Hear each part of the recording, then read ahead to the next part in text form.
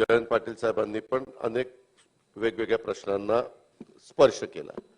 अध्यक्ष महोदय, राज्य सरकारच्या वतीने मी अतिशय नम्रपणे सभागृहाला सांगू इच्छितो की कुठल्याही मराठा आरक्षण असेल, अवकाळी पावसाच्या संदर्भामध्ये जी काही सुरुवातीला स्थगनच्या निमित्तानं विरोधी पक्ष नेत्यांनी जी भूमिका मांडली आणि काही दाखले दिले तो विषय असेल किंवा उसाच्या संत्र्याच्या संदर्भातला विषय असेल, त्याच्याबद्दल परवाच कॅबिनेटने निर्णय घेतलेला आहे। कांदा उत्पादकाच्या बद्दल निर्यातीच्या बद्दलचा एक महत्त्वाचा प्रश्न सभागृहाच्या दोन्ही बाजूच्या सन्माननीय सदस्यांच्या त्या भावना तीव्र आहेत। कारण आता पण उज्ज्वल साहेब माझ्याशी बोलत असताना त्यांनी नाशिकच्या संदर्भातली काही गोष्टी मला सांगितल्या।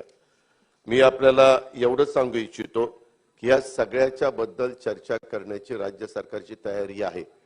शिवाय अध्यक्ष महोदय, जो उसाच्या बद्दल आणि इथेनॉलच्या बद्दलचा मुद्दा उपस्थित केला त्याच्यामध्ये केंद्र सरकारने सी हेवी मोलॅसेस पासून आणि बी हेवी मोलॅसेस पासून इथेनॉल तयार करायला मान्यता दिलेली आहे, परवानगी जशी तशी चालू ठेवलेली आहे। पण सिरप आणि त्याच्या संदर्भात ज्यूस याबद्दलचा जो निर्णय झालेला होता, देशाचे पंतप्रधान नरेंद्र मोदी साहेबांनी पेट्रोलमध्ये 20% इथेनॉल मिक्स करायला तिथं प्रोत्साहन दिलं।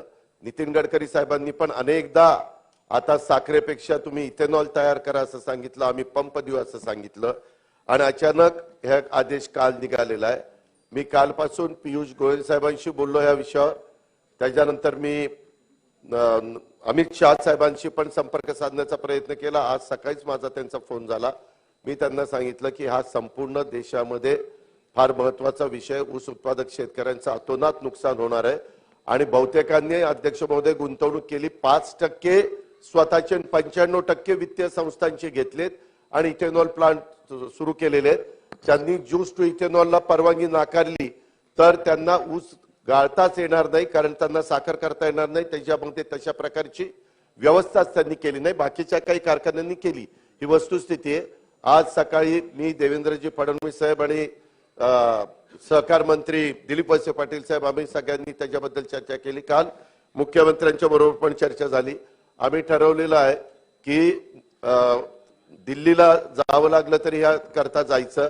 नितीन गडकरी साहेब मला असं म्हणले, मी काल गडकरी साहेबांशी पण हा विषयावर बोलले, त्यांना हा विषय सगळा माहिती आहे आणि त्याच्यामुळे त्यांनी सांगितलं अजित यायचं झालं तर शनिवार रविवार येऊ नको, वर्किंग डेला त्या ठिकाणी ये।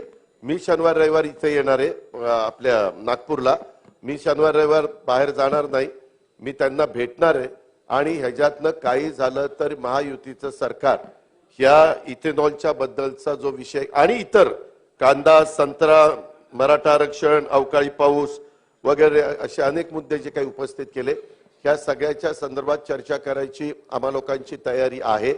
आणि मी जयंत पाटील साहेबांना आणि त्यांच्या मार्फत महाराष्ट्रातल्या जनतेला पण सांगू इच्छितो की स्वतः अमित भाईंनी सांगितलं मी मार्ग काढतो, उद्या आणि परवा त्याच्यात मार्ग निघतोय, नाही त्याच्यात मार्ग निघतोय, एकच मिनिट, त्याच्यात मार्ग निघतोय का बघतो, नाहीतर आम्ही सोमवारी तिथं जाऊन हा मार्ग काढू। आणि कांद्याच्या बद्दल पण 40% आणि 20%चं जे काही झालं आणि विरोधी पक्ष नेत्यांनी पण मगाशी सांगितलं की काही ठिकाणी आंदोलन सुरू जाऊन कांदा उत्पादक शेतकरी रस्त्यावर बसलेले आहेत, त्याही मार्केट बंद आहे। जे काही घडलेलं आहे त्याच्या संदर्भामध्ये देखील अध्यक्ष महोदय ह्या इथेनॉल आणि उसाच्या बरोबरच्या विषयाच्या मध्ये कांदा उत्पादक शेतकऱ्यांचा पण विषय नेऊन त्याच्यातनं पण मार्ग काढण्याचा कसोशीनं प्रयत्न राज्य सरकार करेल।